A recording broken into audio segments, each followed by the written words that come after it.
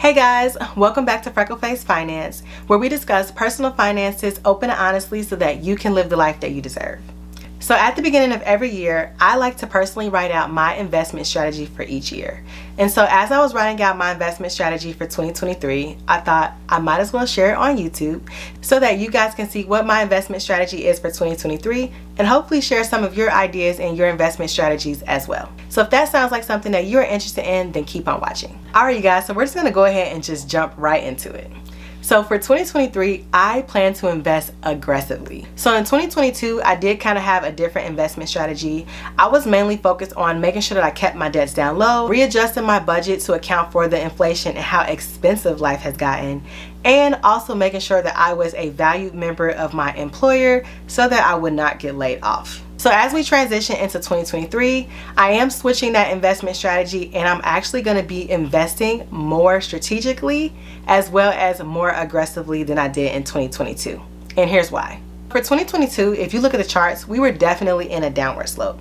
So I know for at least my investments personally, a lot of my assets closed out the year in the red. And so for 2023, I think that we are kind of near the bottom, and so that's why I want to invest aggressively because I look at all of the stocks as being on sale. So for 2022, I did a lot of saving, and in 2023, I'm going to do a lot of investing. So as far as investments go, just like with 2022, I plan to invest in my 401k 6 to 7% of my salary, and then I'm automatically going to get the employer contribution, which is going to be 5% of my salary.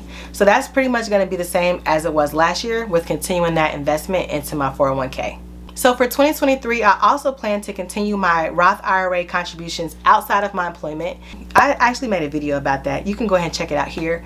But for 2022, the contribution limits were $6,000. And so for 2023, the federal government did raise that contribution limit up a little bit. And so the contribution is $6,500, and I plan on making that full contribution for 2023. So because I'm on a F.I.R.E journey, I personally try to invest at least 10% of my income into a brokerage account. And in that brokerage account, I strategically invest in high growth stocks. So that is my favorite investment strategy. And I'm going to make sure that I continue that in 2023. So sectors that I typically like to invest in is technology. That is my #1 all-time favorite investment strategy. And I'm going to continue that in 2023.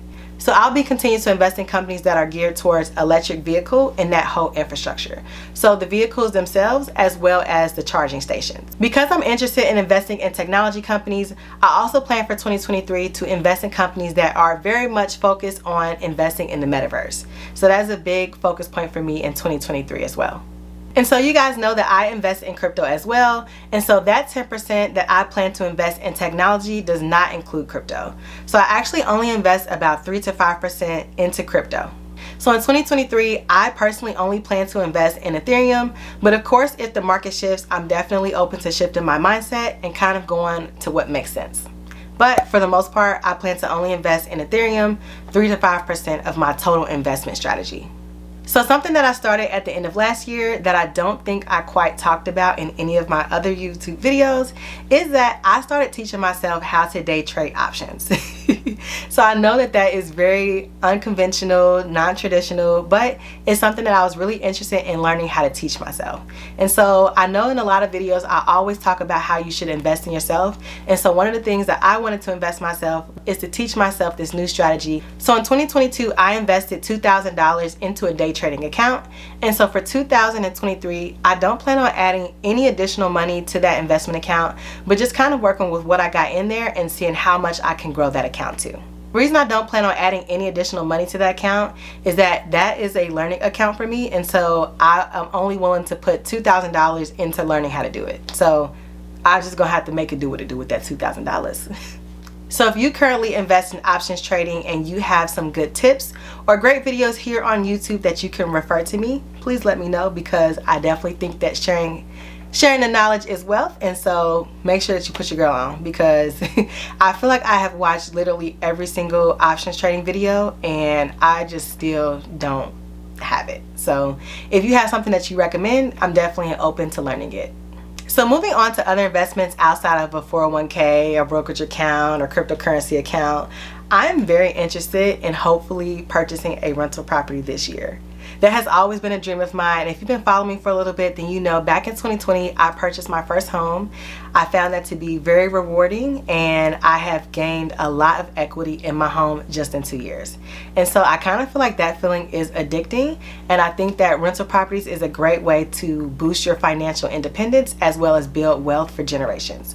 So I'm very interested in purchasing my first rental property in 2023. I also feel like the market is just so up and down. Like, I do tons of research on if it's a good time to purchase a rental property or not, and I'm just going to kind of play it by ear. I know that that definitely is a goal of mine, but I don't want to make a bad financial decision just because I have a goal to do something. So if the numbers make sense and I find something that's a good deal and at a good rate, then I'll definitely love to take the opportunity to invest in it. Okay, so last but not least, I would love to increase my income for 2023. So for 2022, I had a goal to have a second stream of income. So unfortunately, I was not able to meet that goal by the end of 2022. And so that is a goal that has carried on into 2023.